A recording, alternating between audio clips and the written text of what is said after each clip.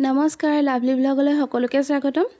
আমি আহিছোঁ নাজিৰাৰ অগ্নিনাভ মন্দিৰলৈ। তাৰ পৰা উভতি আহিছোঁ গড়গাঁও হৈ।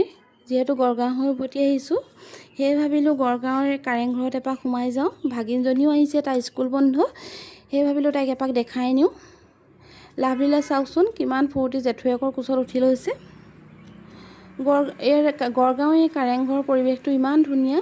চাওকচোন দুইফালে গছ গছনি, দূৰৰ পৰা কাৰেংঘৰটো ইমান যে ধুনীয়া দেখিছে। এই কাৰেংঘৰটো চুকলেংমুঙে 1540 চনত নিৰ্মাণ কৰাইছিল। তেতিয়া এই কাৰেংঘৰটো সম্পূৰ্ণ বাঁহ বেত আৰু কাঠেৰে নিৰ্মিত আছিল।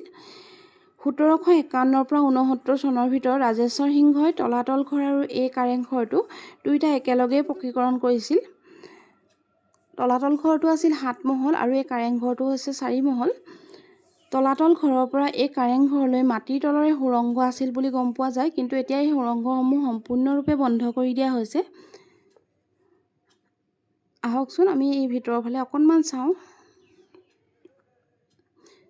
চাওকচোন লাভলীক ওপৰলৈ উঠিবলৈ লাগে। তাই জেঠুৱেক, জেঠাইক আৰু বাইকহঁতৰ লগত ওপৰলৈ উঠি যাবলৈ বিচাৰিছে, সেয়া উঠিয়ে গৈছে। মই যোৱা নাই, আচলতে মই মানুহজন নগ'লোঁ। এই যে ঘাটবোৰ দেখিছে, এই ঘাটবোৰত যেতিয়া বিদ্যুতৰ ব্যৱস্থা নাছিল, তেতিয়া সেই মানে চাওদাংসকলে ইয়াত মাটিৰ চাকি জ্বলাই পানি গোটেই কাৰেংঘৰ হওক, তলাতল ঘৰ হওক, এনেকৈ সকলো ঘৰতে এনেকুৱা ঘাট আছে, এই ঘৰবোৰ পোহৰ কৰি ৰাখিছিল। দেউতাকে চাই আছে, লাভলী উঠি গৈছে। মই আৰু মোৰ মানুহজন উঠিব নোৱাৰিলোঁ। মোৰ কঁকাল বিষ হৈ আছে, যিহেতু ইয়াত উঠাটোৱে সম্ভৱ নহয়, বহুত থিয়। বহুত ঘাটবোৰ চাওকচোন কেনেকৈ মানে ইমান বহুত ওপৰলৈকে আছে। মই যাব নোৱাৰিলোঁ, জেঠাইকৰ লগতে তাই উঠি গৈছে। আৰু এই যে ৱালবোৰ দেখিছে, এই বেৰাবোৰ দেখিছিলে, এই বেৰাবোৰ সম্পূৰ্ণ মাটিমাহ, হাঁহ কণী, বৰা চাউল, বেলৰ আঠা, শিলিখাৰ কোলা পানী আৰু শামুক চূণেৰে নিৰ্মিত বুলি জনা যায়।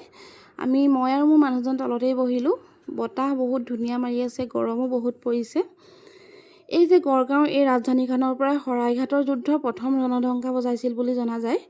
শক্তিশালী মোগলক পৰাস্ত কৰাৰ সম্পূৰ্ণ ৰণকৌশল গড়গাঁৱৰ এই ৰাজধানীৰ পৰা পৰিচালিত কৰিছিল।